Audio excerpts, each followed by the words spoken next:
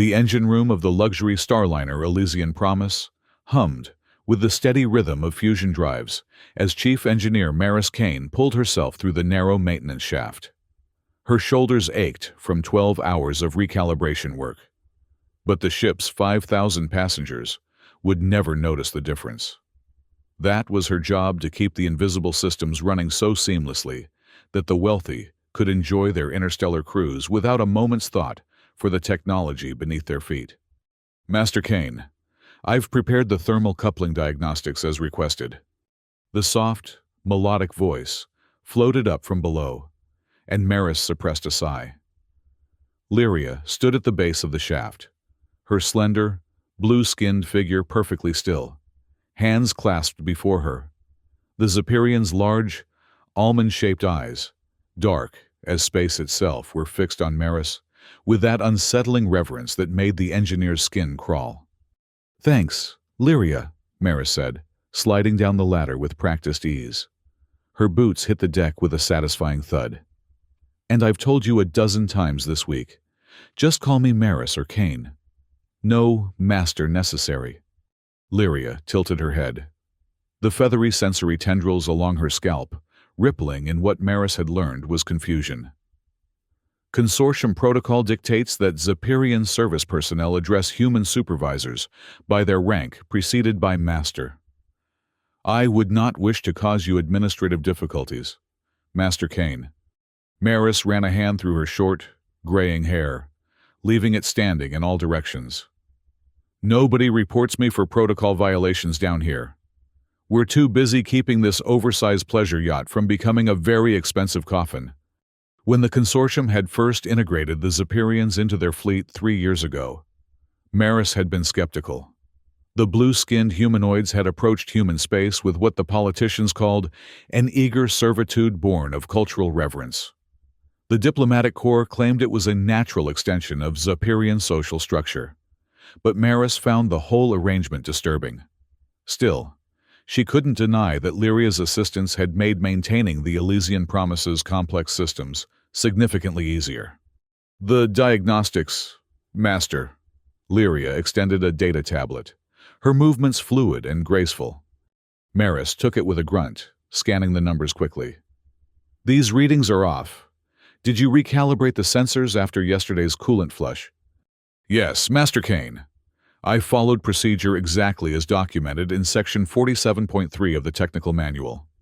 "Then we have a problem." Maris strode toward the main control panel, her mind already racing through possibilities. "The reaction chamber shouldn't be showing these fluctuations. Not after we replaced the dampers last month." Lyria followed silently, her bare feet making no sound on the metal grating. Zephyrians didn't require footwear. Their skin was naturally resistant to temperature extremes and minor abrasions. Just another reminder of how different they were. The main engineering bay stretched before them, a cathedral of machinery bathed in the blue glow of status monitors.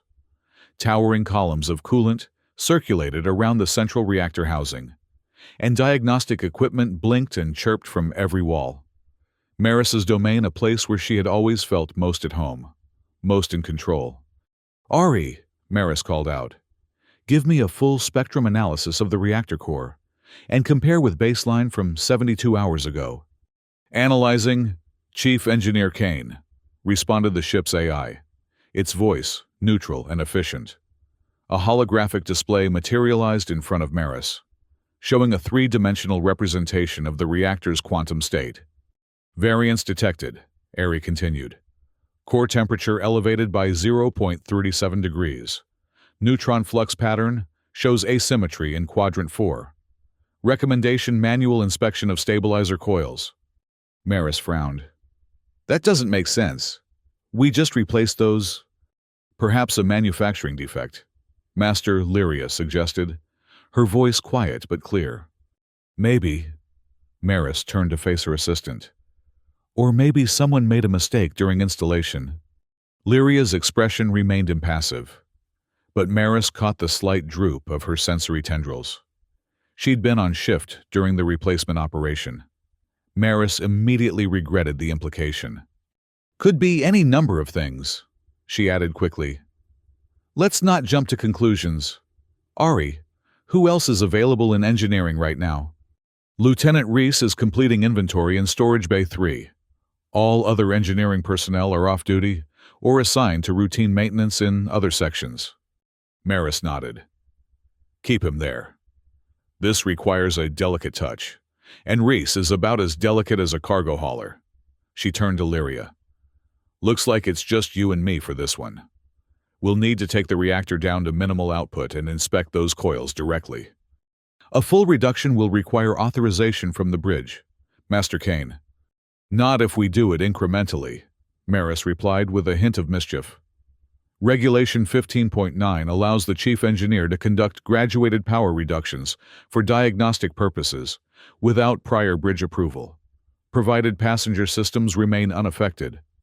Lyria's tendrils fluttered. That regulation is intended for exactly this situation, Maris interrupted. We need to check those coils.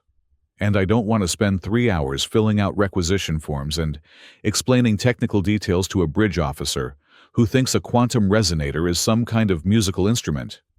For a moment, Maris thought she saw the faintest hint of amusement in Lyria's otherwise stoic expression. Very well, Master Kane. I will prepare the safety protocols for a graduated power reduction. Good. I'll set up the diagnostic array. Maris moved to the main console and began inputting commands. We'll need to be quick. The quarterly efficiency report is due tomorrow, and I still haven't finished compiling the fuel consumption data. Lyria worked with silent efficiency, her long fingers dancing over controls with practiced precision. Maris found herself watching the Zephyrian more than usual, noticing the subtle grace in her movements. There was something almost mesmerizing about her assistant's focus, a quality Maris had never found in her human subordinates. Master Kane, Lyria said suddenly, interrupting Maris's thoughts. The preliminary scans suggest the issue may not be with the stabilizer coils themselves, but with the power relay connecting them to the main grid. Maris joined her at the monitoring station, leaning close to examine the readings. You're right. Look at that power signature, it's unstable. The coils are trying to compensate for irregular energy flow. She straightened, a frown deepening on her face. That could mean a problem in the primary conduits. If one of those fails while we're at cruising speed, the resulting cascade would compromise the containment field, Lyria finished. Catastrophic failure would be likely. The understated way she described what would essentially be the death of everyone aboard the ship made Maris shake her head. Right. So let's make sure that doesn't happen. We need to access the conduit junction in Section 4. That area is scheduled for a full overhaul next week. Master? Well, it just got moved up to today. Maris grabbed her tool belt from a nearby workstation and strapped it around her waist. Come on. This is going to be messy.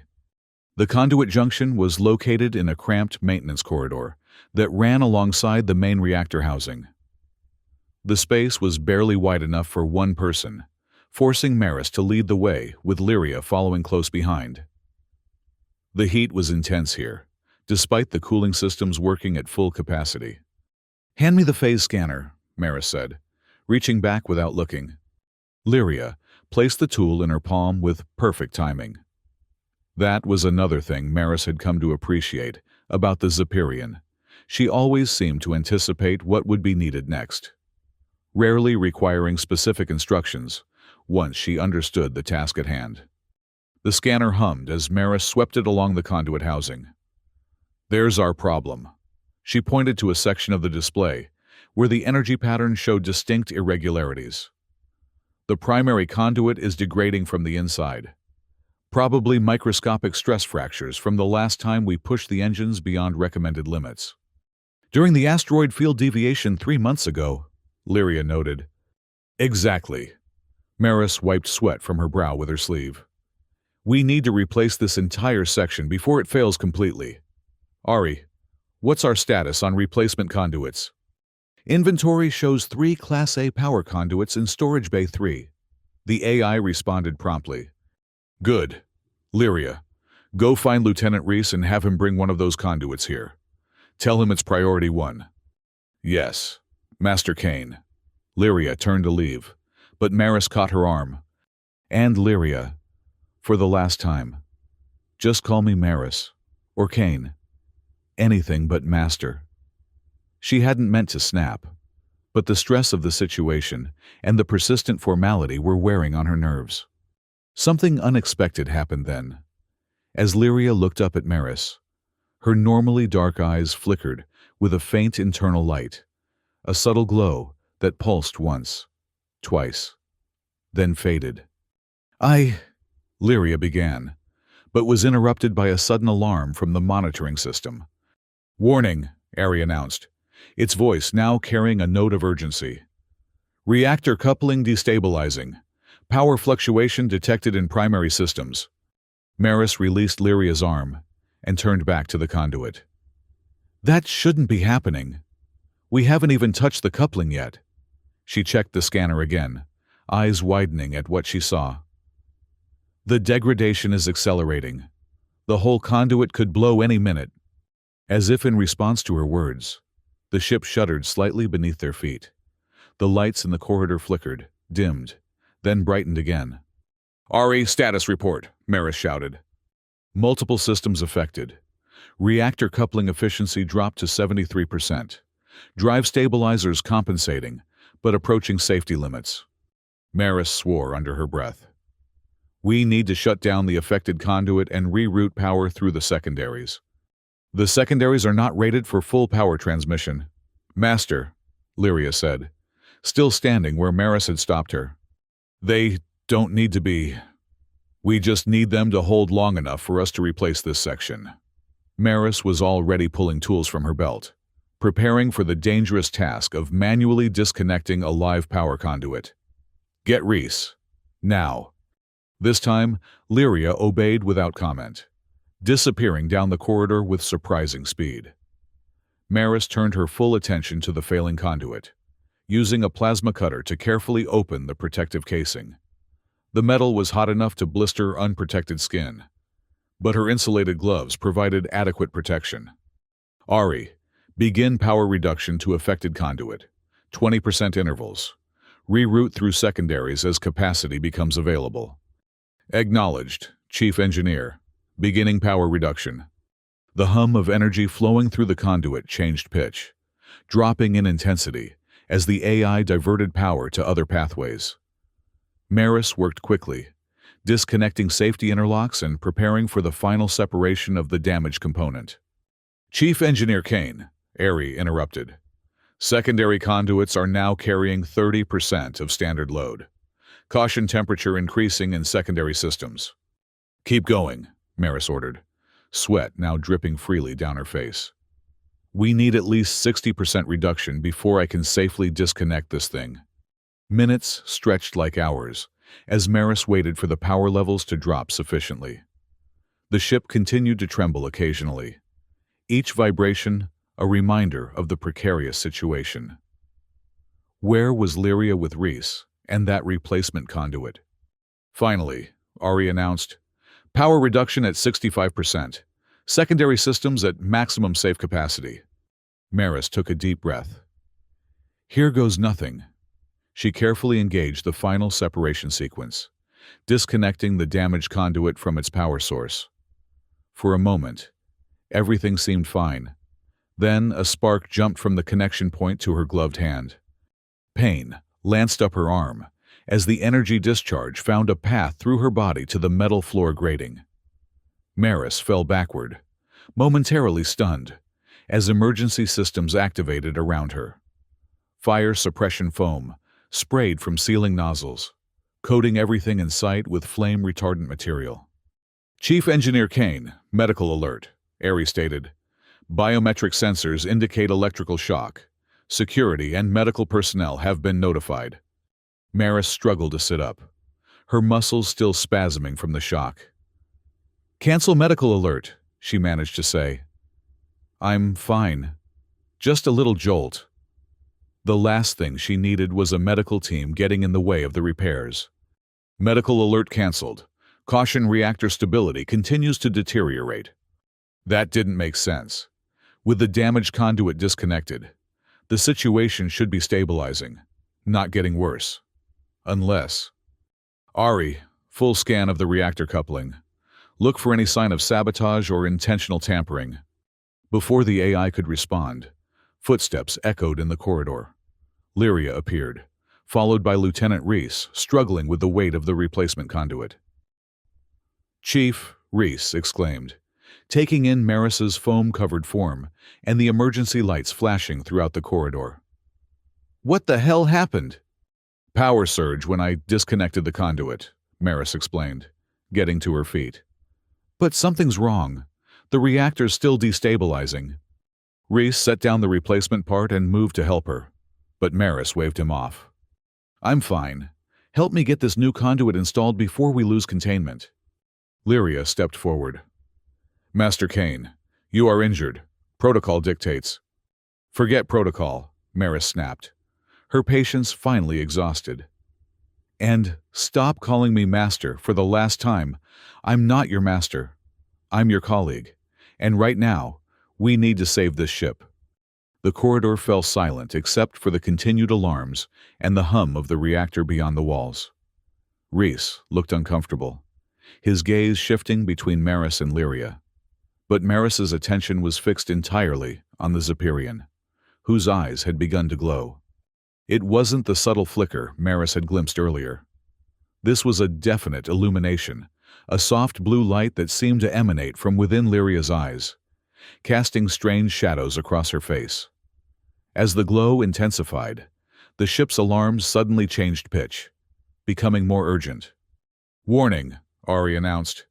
"Reactor coupling integrity at 47% and falling. Containment field fluctuations detected." "What's happening?" Reese demanded, looking at Lyria with undisguised suspicion. "What's she doing?" Maris ignored him, stepping closer to Lyria instead. "Lyria, are you all right?"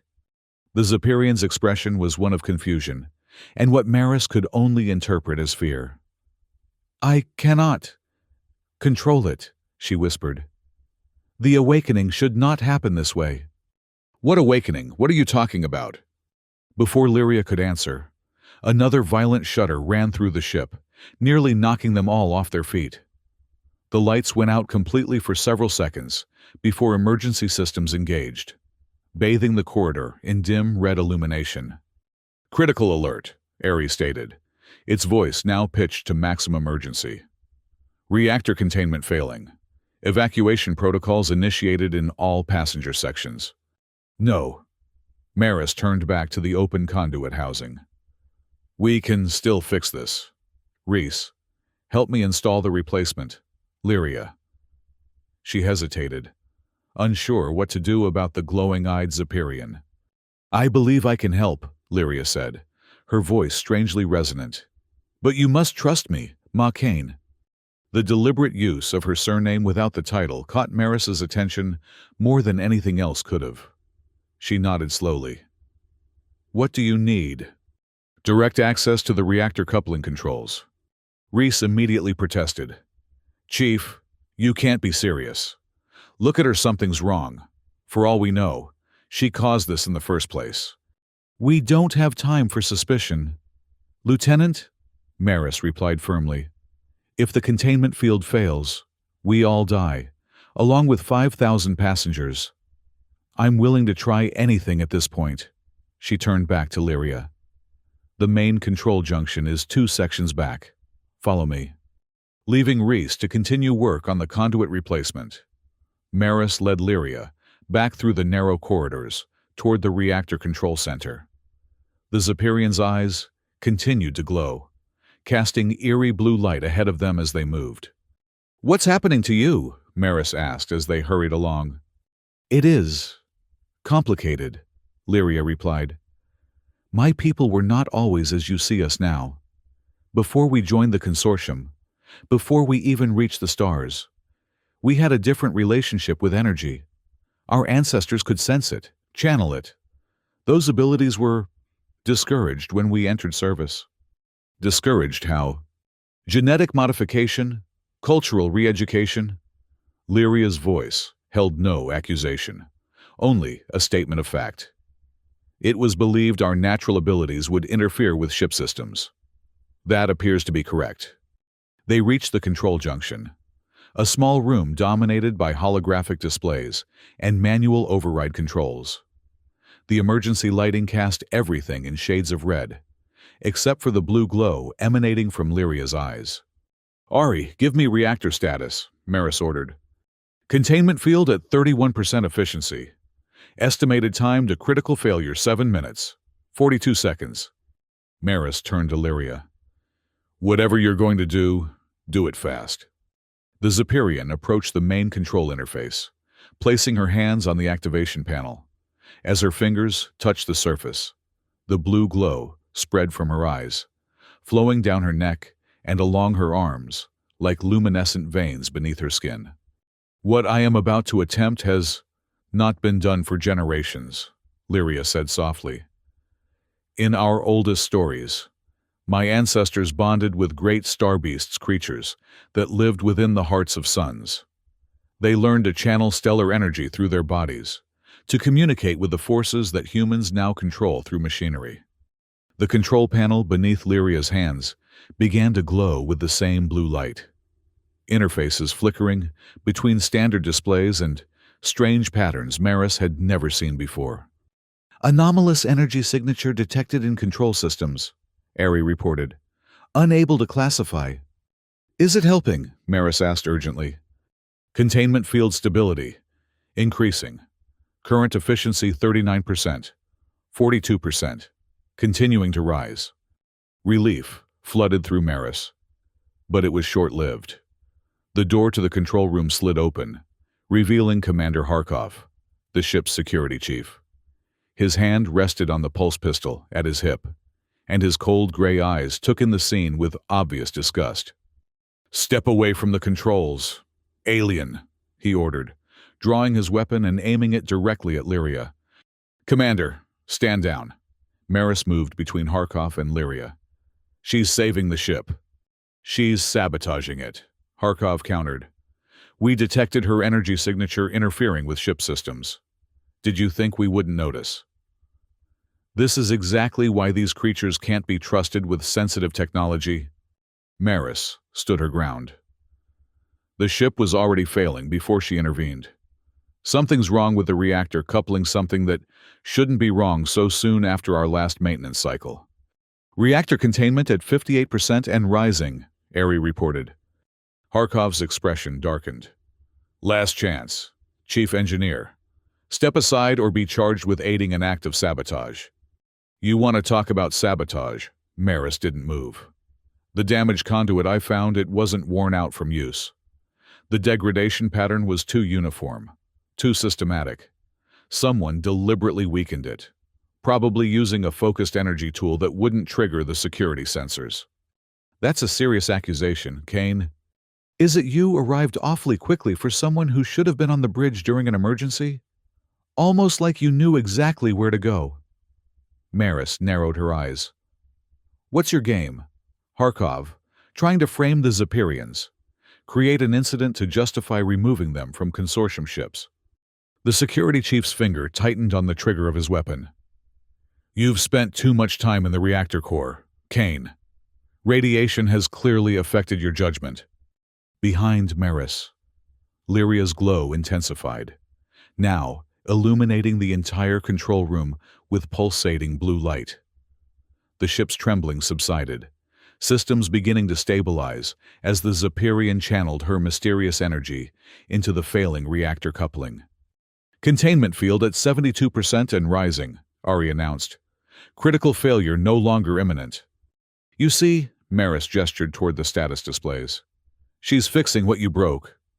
Harkov's composure slipped for just a moment, a flash of fury crossing his features, before he controlled it. But that moment was all Maris needed to confirm her suspicion.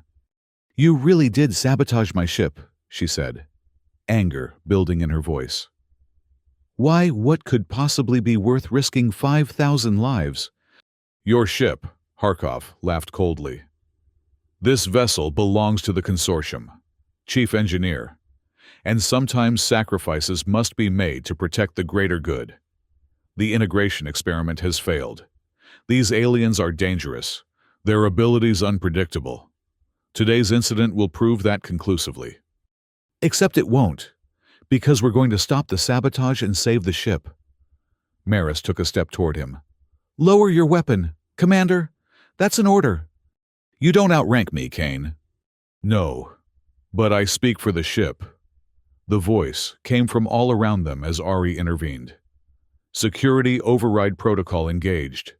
Commander Harkov, you are relieved of duty pending investigation. Weapon systems in your vicinity have been deactivated as a safety precaution. Harkov looked down at his pulse pistol in surprise as its power indicator went dark. Before he could react further, the door slid open again, and Lieutenant Reese entered with 2 security officers.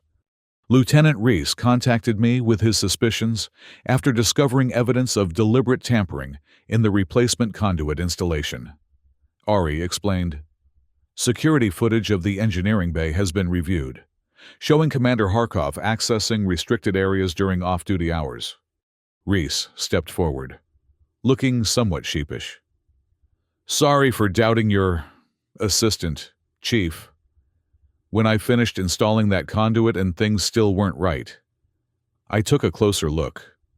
Found a micro tool that doesn't belong to anyone in engineering. It was hidden in the junction box, still programmed to emit a degradation field. Maris nodded her appreciation to her second-in-command before turning her attention back to Lyria. The Zephyrian still stood at the control panel, her entire body now luminescent with blue-white energy. Her expression was one of intense concentration, almost transcendent. Containment field restored to 94% efficiency. Ari reported. Reactor coupling stabilized. Emergency status downgraded. As the immediate danger passed, the security officers took Harkov into custody. The commander's last glance at Lyria was filled with cold hatred, but he went without further resistance. Lyria, Maris said softly, approaching the glowing figure. It's over. You can stop now. For a moment, there was no response. Then, slowly, the luminescence began to fade, receding from Lyria's extremities toward her core, until only her eyes still held that otherworldly glow. The balance is restored, Lyria whispered, her voice faint. But the awakening cannot be undone. What was suppressed in my people now stirs again. With those cryptic words, the last of the blue light faded from her eyes, and Lyria collapsed. Maris lunged forward, catching the Zephyrian before she hit the floor. Despite her slender build, Lyria was surprisingly heavy, denser than a human of similar size.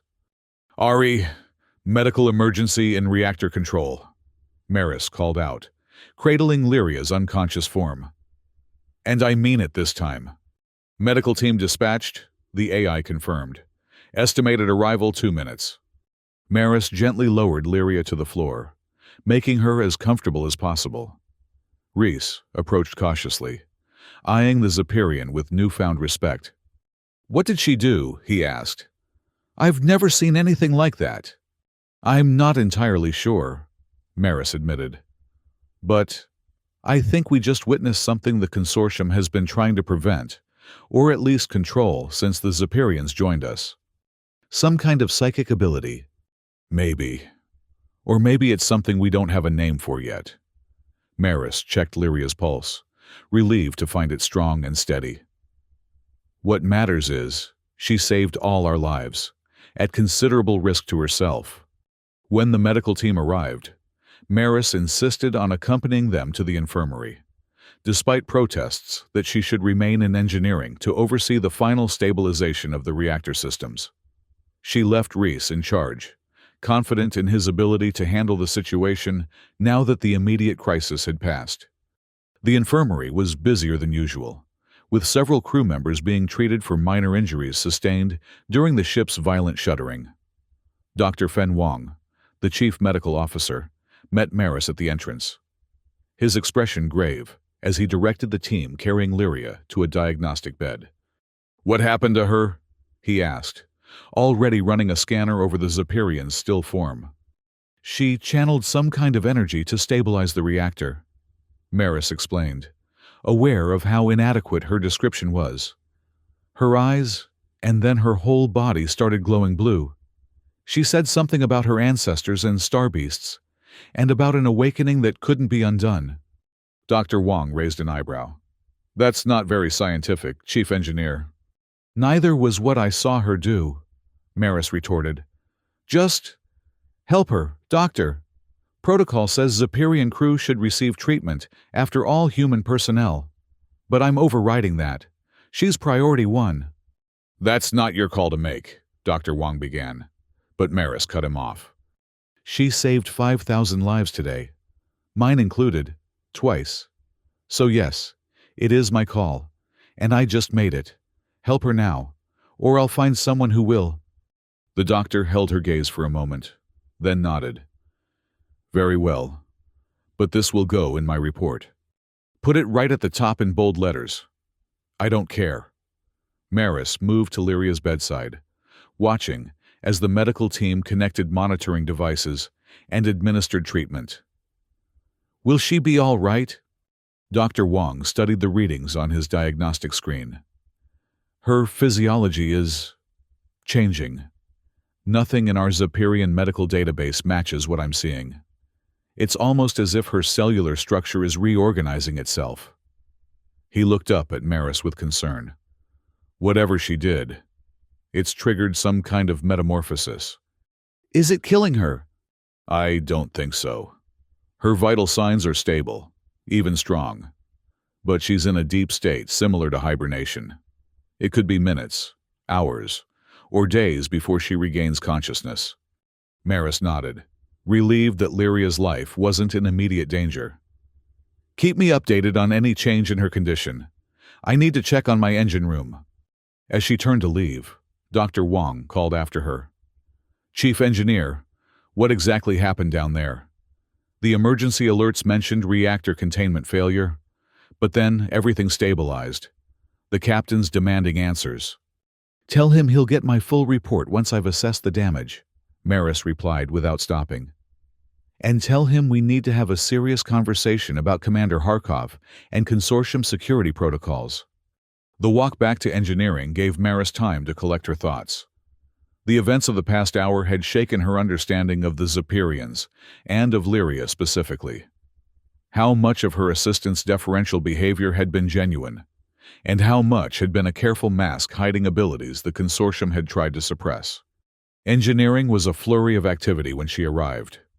Repair teams worked to stabilize systems throughout the section, and the acrid smell of burnt circuitry hung in the air. Lieutenant Reese approached as soon as he spotted her. "Reactors stable at 87% capacity," he reported. "We've isolated the affected systems and begun repairs. Harkov did a number on us. We've found evidence of tampering in 3 additional locations. Damage assessment. Could have been worse. Main drive is operational. Life support unaffected. We'll need to pull into the nearest station for a full overhaul of the coupling system. But we're not in immediate danger." Maris nodded. "Good work, Lieutenant. And thank you for backing me up with Harkov." Reese shrugged uncomfortably. "Just doing my job, Chief." He hesitated, then added, "How's the Zephyrian Lyria?" "Stable but unconscious. Dr. Wong says she's undergoing some kind of metamorphosis." "Sounds ominous." "Maybe. Or maybe it's just who she really is, beneath what the consortium wanted her to be." Maris moved toward the main control station. "I need to talk to the captain, maintain current operations, and continue damage assessment." "Aye, Chief." The conversation with Captain Vega was tense but productive. Initially skeptical of Maris's accusations against Harkov, the captain became more receptive as evidence mounted. Security recordings revealed Harkov accessing restricted areas multiple times over the past month, and a search of his quarters uncovered communications with a fringe political group opposed to alien integration. "I want a full investigation," Maris insisted during their video conference. Not just of Harkov, but of consortium policy toward the Zephyrians. Their abilities were suppressed. Lyria called it genetic modification and cultural re-education. If that's true, it's a violation of sentient rights. Captain Vega sighed, running a hand over his close-cropped salt and pepper hair. Those are serious allegations. Chief Engineer, the diplomatic implications alone. With respect, Captain, I don't give a damn about diplomatic implications. One of my crew nearly died saving this ship from sabotage, explicitly designed to frame her species. She deserves better than to be a political pawn. The captain studied her for a moment, then nodded slowly. You've never been one for politics, Kane. Very well. I'll initiate a formal inquiry once we reach Proxima Station. In the meantime, you have my authorization to implement whatever security measures you deem necessary to protect your engineering section and your people. Thank you, sir. For the next 3 days, Maris divided her time between overseeing repairs and visiting the infirmary. Lyria remained unconscious, but the medical monitors showed increasing brain activity and continued cellular transformation. Dr. Wong had brought in a xenobiology specialist via holographic consultation, but even she could only speculate about what was happening to the Zephyrian. On the 4th day, as Maris sat beside Lyria's bed reviewing repair reports on her data tablet, she noticed a change. The Zephyrian's fingers twitched slightly, and her breathing pattern shifted from the deep, slow rhythm of hibernation to something closer to normal sleep. Lyria. Maris set aside the tablet and leaned closer. Can you hear me? Slowly. Lyria's eyes opened. They no longer glowed, but neither were they the solid black Maris had grown accustomed to. Now they contained distinct irises, deep blue rings surrounding pupils that contracted slightly in the infirmary's bright light. Kane, Lyria whispered, her voice hoarse from disuse. The ship, is it safe? Yes, thanks to you. Maris couldn't help smiling with relief. How do you feel? Lyria seemed to consider the question carefully. Different. More complete. She raised a hand to examine it, turning it back and forth as if seeing it for the first time. The hibernation was necessary. The energy awakened something dormant within me, within all Zephyrians. Our true nature. Dr. Wong says your cellular structure has changed. He's been quite fascinated, in a purely scientific way. A small smile touched Lyria's lips, another expression Maris had rarely seen from her before.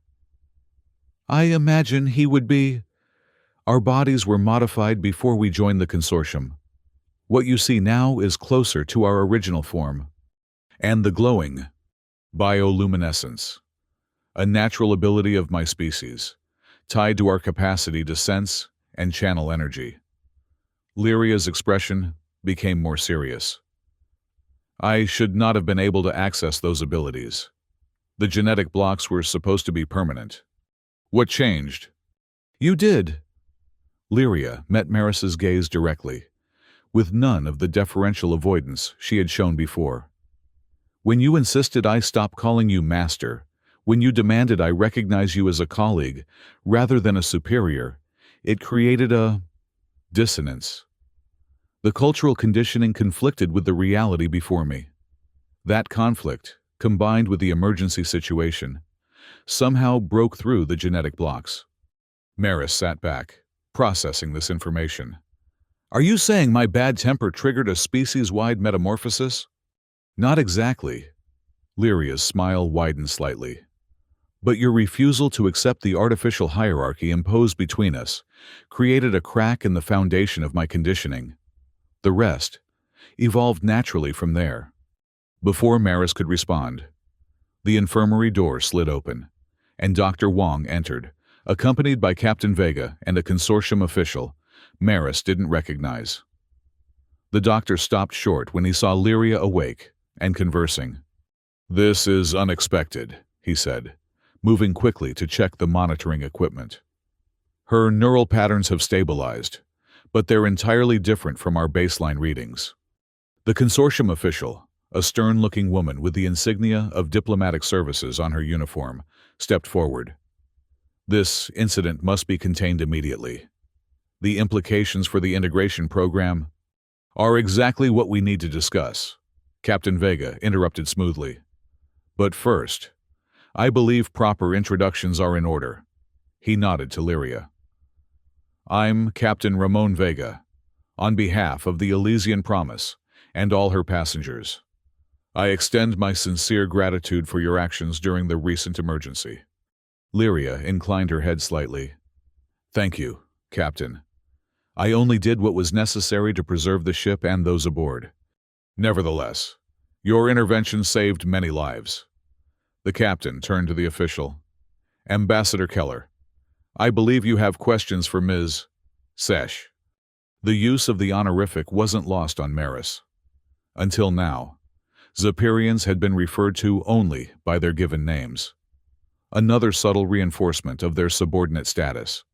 Ambassador Keller's expression remained cold. Indeed, Ms. Sesh, you displayed abilities unknown to the consortium and potentially dangerous to shipboard operations. Can you explain how this occurred and what measures you have taken to ensure it does not happen again? Lyria sat up straighter in the bed, her movement fluid despite days of immobility. What occurred cannot be undone. Ambassador, the genetic modifications imposed on my people are breaking down, not just in me, but in all Zephyrians across consortium space. I can sense it. That's impossible, Keller insisted. The modifications were designed to be permanent and hereditary. Yet, here I am. Lyria replied simply, changed, awakened, and I am merely the first. The ambassador's face paled slightly. This constitutes a breach of the integration treaty. Your people agreed to the modifications as a condition of consortium citizenship. Did we? Lyria's voice remained calm, but Maris sensed a new strength behind it. Or were we given no choice? The historical record should be examined carefully. Ambassador, I believe you will find that the terms of our agreement merit reconsideration. Captain Vega stepped in before the ambassador could respond. These are matters for diplomatic channels, not a hospital bed. For now, let's focus on the immediate situation. He turned to Dr. Wong. Is Ms. Sesh fit for release from medical care? The doctor consulted his readings. Physically, yes. Her vital signs are strong, possibly stronger than before. But I'd recommend continued observation. That won't be necessary. Lyria interrupted gently. I understand my condition better than your instruments can measure. Doctor, I am well. Then I see no medical reason to keep you here, Dr. Wong conceded. Excellent. Captain Vega turned back to Lyria. Ms. Sesh, once you're ready, I'd like you to join me for a formal debriefing regarding the sabotage incident. Chief Engineer Kane has already provided her account, but your perspective would be valuable. Of course, Captain. Ambassador Keller looked as if she wanted to object, but thought better of it. I will be present at this debriefing as the consortium representative, and I must insist that a full report on Ms. Sesh's transformation be submitted to diplomatic services immediately. All in good time, Ambassador, the captain replied smoothly. For now, I suggest we give Ms. Sesh some privacy to prepare herself. He gestured toward the door, leaving no room for argument. Once the others had departed, Maris turned back to Lyria. Well, that was interesting. I've never seen Captain Vega manage a consortium official quite so adeptly before. He seems like a reasonable man, Lyria observed, more concerned with the welfare of his ship than with political considerations. That's why he's a good captain. Maris hesitated, then asked the question that had been bothering her since their conversation began. Lyria, why didn't you tell me about your abilities, about what the consortium did to your people? I couldn't, Lyria replied simply. The conditioning prevented me from even recognizing it fully, let alone discussing it. It was like trying to remember a dream that fades upon waking. I knew something was missing, but I couldn't grasp what it was. And now I remember everything. Who we were before the consortium, the richness of our culture, our connection to the energies of stars. Lyria's expression turned wistful. We were never meant to be servants. Kane, we were explorers, seekers of knowledge. We approached human space hoping to share what we had learned, to form a partnership of equals. What happened? Fear happened. Your leaders saw our abilities as a threat, rather than a gift. The choice presented to us was simple integration with modifications, or isolation from the interstellar community. Lyria's gaze became distant.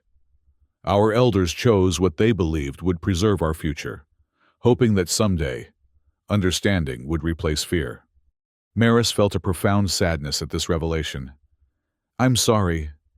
For what it's worth, I never liked the arrangement. It always felt wrong. I know. Lyria's focus returned to Maris, her new eyes warm with something that might have been affection. That's why it was your words that broke through my conditioning. On some level, you always saw me as an equal, even when I couldn't see myself that way. An awkward silence fell between them, broken, when Maris cleared her throat and stood. You should rest a bit more before meeting with the captain. I need to check on the repairs anyway. Kane, Lyria called as Maris reached the door. Thank you for trusting me when it mattered most. Maris nodded, unable to find the right words to express the complex emotions she was feeling. Instead, she simply said, Engineering will be waiting when you're ready to return to duty. Your station's been kept just as you left it. The following days brought significant changes to the Elysian Promise. News of Commander Harkov's sabotage and Lyria's heroic intervention spread throughout the crew, prompting a re-evaluation of attitudes toward the Zephyrian staff. Captain Vega, to his credit, addressed the situation directly, issuing a ship-wide commendation for Lyria and initiating a review of all protocols regarding non-human crew members. Ambassador Keller departed at Proxima Station, replaced by a more progressive consortium representative who seemed genuinely interested in understanding the Zephyrian awakening rather than suppressing it. Reports from across consortium space confirmed Lyria's prediction. Zephyrians everywhere were experiencing changes, their latent abilities emerging despite the genetic blocks designed to keep them dormant. In engineering, the dynamic shifted as well. Lyria returned to duty with a quiet confidence that commanded respect from the entire department. She no longer called anyone master, instead addressing her colleagues by name or rank as appropriate. Lieutenant Reese, initially wary of the change, gradually became one of Lyria's strongest advocates after she helped him solve a persistent power distribution problem that had plagued the ship for months. For Maris, the adjustment was more personal. Having grown accustomed to Lyria's presence as her assistant, she now found herself working with a partner who challenged her ideas, offered alternative solutions, and occasionally disagreed with her decisions, always respectfully, but firmly. It was both disorienting and exhilarating. One evening, as they worked late to complete the final calibrations on the repaired reactor coupling, Maris found herself watching Lyria manipulate a complex holographic model of the power distribution system. The Zephyrian's fingers traced patterns in the air, occasionally pulsing with that now familiar blue glow as she sensed energy fluctuations too subtle for the ship's instruments to detect. You're staring again, Lyria observed without looking up from her work. Maris laughed softly. Sorry. It's still fascinating to watch you work like this, the way you interact with energy. It's like you're having a conversation with the ship. In a way, I am. Lyria adjusted a setting, and the holographic model shifted, colors flowing from red to green as the distribution balanced. All energy has patterns, Rhythms. My people learned to listen to those rhythms long before we developed technology to harness them. Do you miss it your homeworld? I mean, Lyria considered the question. Yes and no. I miss the crystal forests and the song gatherings under the twin moons. But Zapiria has changed too. Just as I have. Even if I returned, it wouldn't be the place I remember. She looked up, meeting Maris's gaze. Besides, I have found purpose here. Important work. People worth staying for. Something in her tone made Maris's heart beat a little faster. She cleared her throat and turned back to her own console.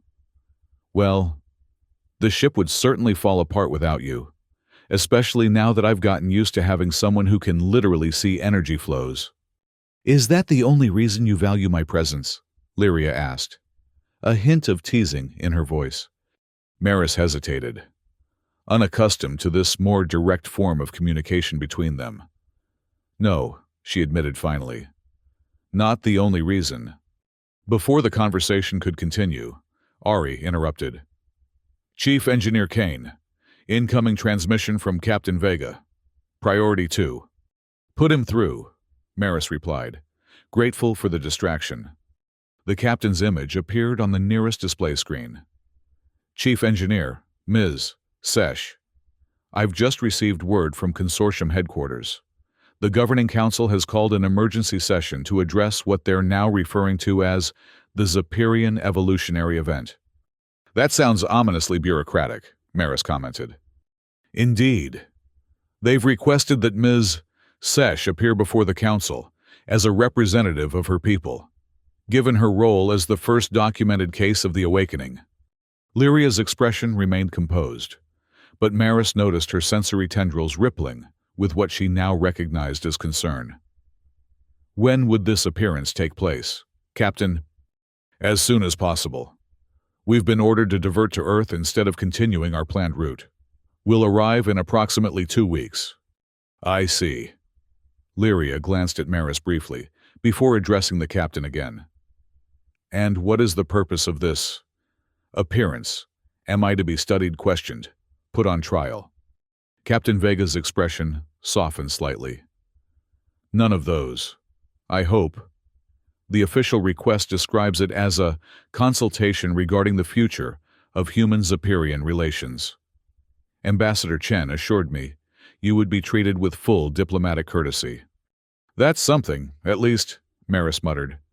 There's more, the captain continued. They've requested that Chief Engineer Kane accompany you, as a witness to the initial awakening and as, well, they use the term facilitating factor. Maris raised an eyebrow. They're blaming me. Or crediting you, Lyria suggested quietly. Either way, your presence has been specifically requested, Captain Vega said. I've granted you both leave from regular duties effective immediately. You'll need time to prepare for the hearing. After the captain ended the transmission, Maris and Lyria sat in silence for a moment, processing the implications of this development. Well, Maris said finally, I've never addressed the Consortium Governing Council before. Should be interesting. Are you concerned? Lyria asked. Maris considered the question. About the hearing. Not really. About what it means for you and your people, absolutely. The Consortium doesn't like surprises, especially ones that challenge their control. We have 2 weeks to prepare our case, Lyria pointed out. And we have the truth on our side. The Zapirian awakening cannot be reversed, and the Consortium must accept that reality. Politicians aren't known for their acceptance of inconvenient realities. Maris stood, stretching muscles stiff from hours at the console. But you're right. We'll make them listen, one way or another. Lyria rose as well, her movement fluid and graceful. Thank you, Kane, for standing with me in this. Where else would I be? Maris replied with a small smile. We're a team now. Official engineering records even say, so did you notice the new designation on our reports? Kane and Lyria. Has a nice ring to it. Don't you think? I noticed, Lyria said softly. It means more than you know.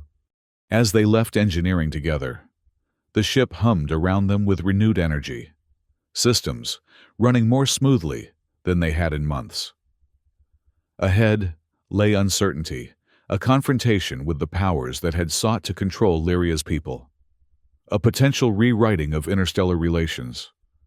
But in that moment, walking side by side as equals, neither Maris nor Lyria felt afraid of what was to come. The Elysian Promise continued its journey through the stars, carrying them toward Earth and whatever future awaited there. A future where no one would be called master against their will, where ancient abilities long suppressed would flourish once more, and where understanding might finally replace fear. And if, as they walked, Maris's hand occasionally brushed against Lyria's, and if Lyria's fingers sometimes curled gently around Maris's, in response, well, that was between them, a private language of touch that needed no translation, the beginning of something new, evolving naturally from what had come before, just as it should be.